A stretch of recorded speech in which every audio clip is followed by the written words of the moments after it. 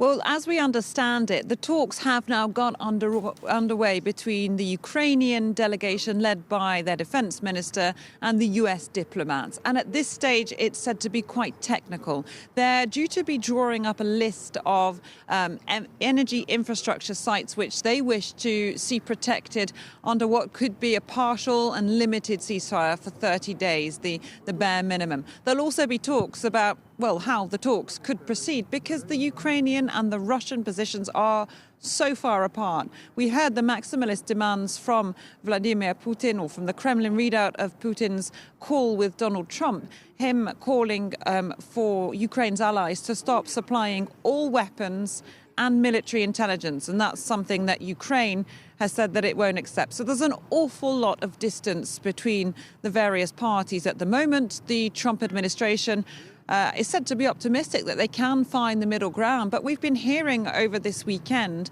from Steve Witkoff, who is the Trump special envoy to these negotiations.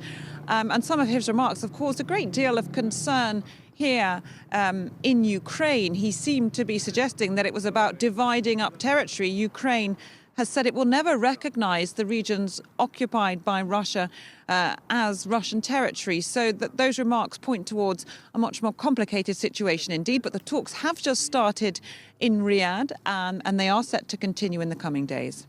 Now, Catherine, in the meantime, the fighting on the ground, of course, indeed suggests that peace remains quite far off. Tell us more about that.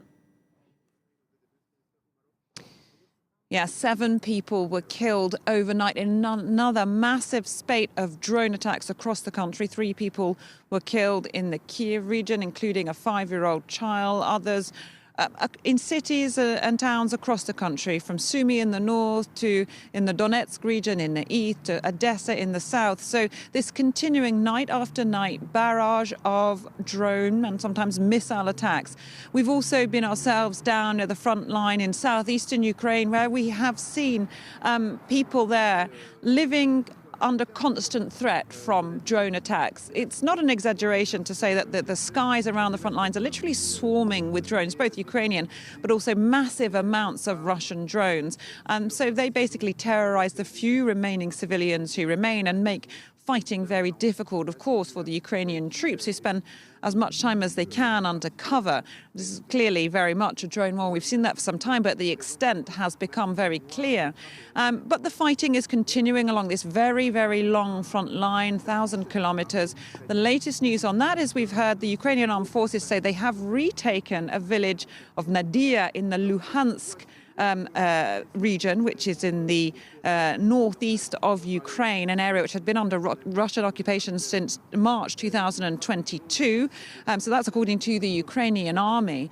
Elsewhere, we know the fighting is continuing in the southeast, around the Pokrovsk region. So those clashes continuing. The ceasefire at this stage is not signed, and things are pretty intense down the front lines, as well as in the skies over Ukraine on a nightly basis.